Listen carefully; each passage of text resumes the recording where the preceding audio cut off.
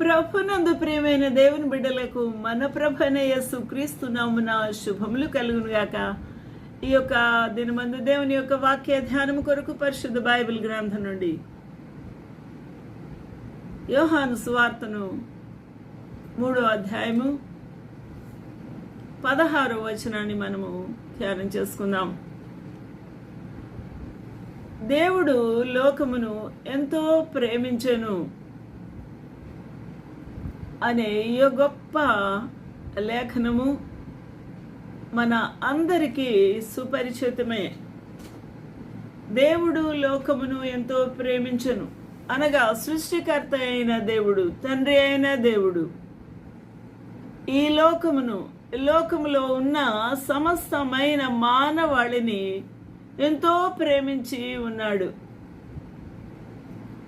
ఆ ప్రేమించాడు అని ఆయన రుజువు ఏ విధంగా చేసుకున్నాడు అని మనము అర్థం చేసుకున్నప్పుడు, తనకున్న ఏకైక కుమారుడు, తన అద్వితీయ కుమారుడు, తన జనతైక కుమారుడు, ఆ కుమారుడుగా పుట్టిన వాని అందు విశ్వాసముంచు ప్రతి వాడు కూడా నశింపడు అనే గొప్ప వాగ్దానము, గొప్ప ప్రామిస్ ఇస్తూ ఉన్నాడు.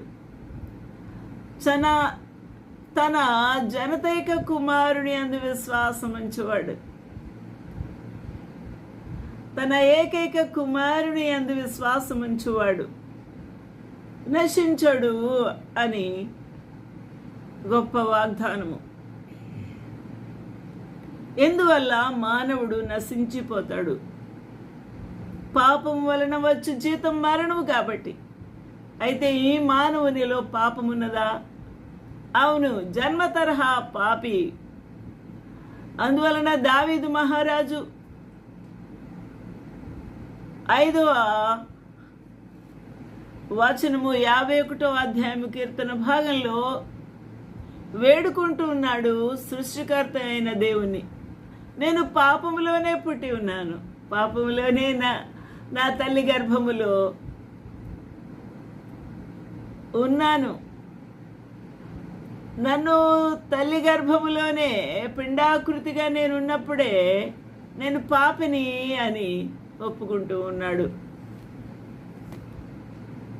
ఈ మాట మనము గ్రహించినప్పుడు మన బ్రతుకులో జన్మ తరహా పాపమున్నది అని ఈ వాక్యం మనకు రుజువు చేస్తూ ఉన్నది.